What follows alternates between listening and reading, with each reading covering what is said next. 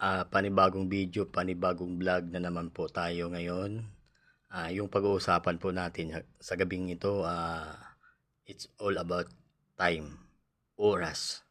Alam niyo po ba na mas malaking kinalaman sa ating buhay pagdating sa oras? Malaking kinalaman po yung oras sa ating buhay.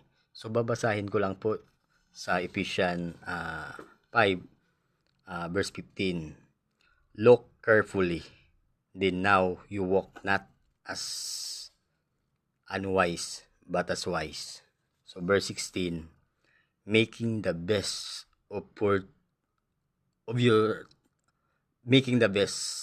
use of the time because the days are evil. So grabe, purihin si Lord sa kanyang salita. So dito, kapatid, ibig sabihin dito, yung time na ginagamit po dito ay limited period of time, or it was a fitting situation, a fitting season. Kung nasaan yung oras mo, yun ang mahalaga sa'yo, kapatid. Kung nasaan yung oras mo. Kaya ikaw, kapatid, kung saan mo ginugugol yung oras mo, yun yung ng future mo. Sabi nga nila, your priority determines your destiny. So kung ano mo yung pina-priority mo ngayon, yun yung magguguhit sa future mo, kapatid. Kaya yung oras, napaka-importante yan sa bawat isa po sa atin. Huwag na tayong magsayang ng oras para sa makamundong bagay. Huwag na tayong magsayang sa oras sa wala namang kabuluhan. Hindi naman nakakatulong sa pag-ayos ng buhay. Hindi naman imbes makatulong ka sa pamilya, hindi. Aalipinin ka ng kahirapan. Diba? Crisis, diba? So, yung oras na yun, kapatid, i-invest mo yun sa magulang mo, sa mahal mo sa buhay, kung saan ka masaya, kapatid. Kasi, hindi tayo pabata. Patanda po tayo ng patanda. So, napaka-importante po yung oras. Stop wasting our time. Kasi, kung binabasura na daw natin yung oras natin, of course, binabasura na din yung buhay natin. Tama ba? So, yun, kapatid. Be wise pagdating sa oras natin. So, saan natin i-invest? Diba? Unang-una, i-invest natin yan kay Lord. Ay, sabi nga nila, hindi ka mangungulilat sa buhay kung inuna mo si Lord sa buhay mo. Tama ba? Amen ba, mga kapatid? So, napaka-importante po sa bawat isa sa atin. Napaka-importante, mga kapatid, na malaman natin yung oras natin.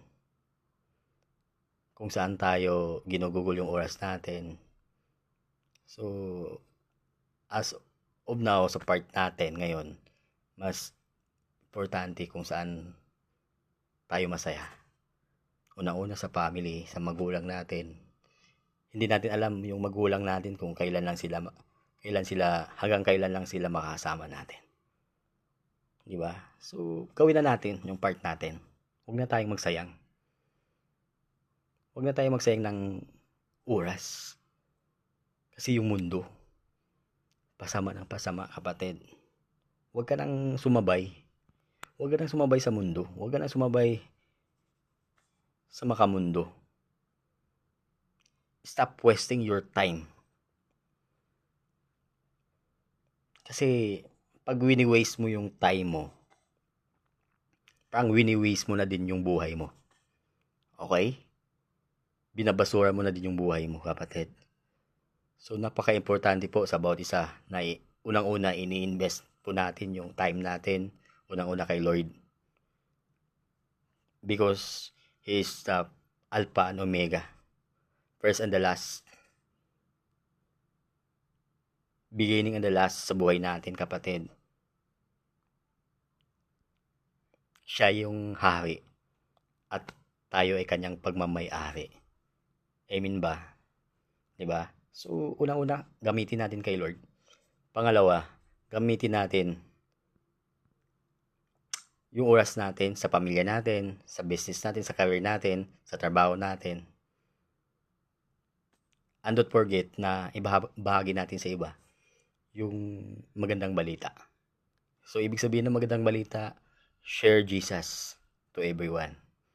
Hindi yung ikaw lang yung naka-encounter kay Lord, pero hindi mo naman kinikwento si Lord, di ba? Para mas pagpapalain ka pa ni Lord, ikwento mo si Jesus sa buhay mo. Ikwento mo sa ibang tao si Jesus na nangyari ito. Ito yung nangyari sa buhay mo. Di ba, kapatid? Kaya napaka-importante yung oras. Kapatid, oras. So, ngayon, ikaw nanonood ka sa video na to, napaisip ka ba o anong stage ka na ngayon sa oras mo na 30 years old ka na, wala ka pa ng achievement sa buhay, hindi pa proud yung magulang mo sa'yo. Yes, sinasabi mo na history maker ka, pero yung pagiging history maker mo, hindi naman sa kabutihan, di ba? Sa kasamaan naman. Hindi ka makalimutan kasi magnanakaw ka. Gumawa ka ng marka sa barangay nyo, di ba? Kapatid, iwanan natin yung makamundo. Iwanan natin yung ganyang bagay, kapatid. Hindi yan ang pinapagawa sa atin ng Panginoon. Hindi yan ang pinapagawa ni Lord sa kanyang mga anak. Di ba? Dapat tayo ay lumago sa kanyang salita. Binigyan tayo ng buhay ni Lord. Binigyan tayo ng buhay at binigyan tayo ng bahay. Diba? Grabe yan si Lord, diba? Grabe si Lord. So, yun mga kapatid. Yun lang ang mensahe ko para sa inyo. Use your time wisely. Stop wasting your time na hindi naman makakatulong sa paglago.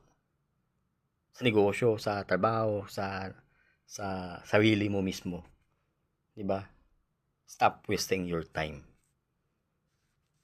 Stop wasting your time, kapatid.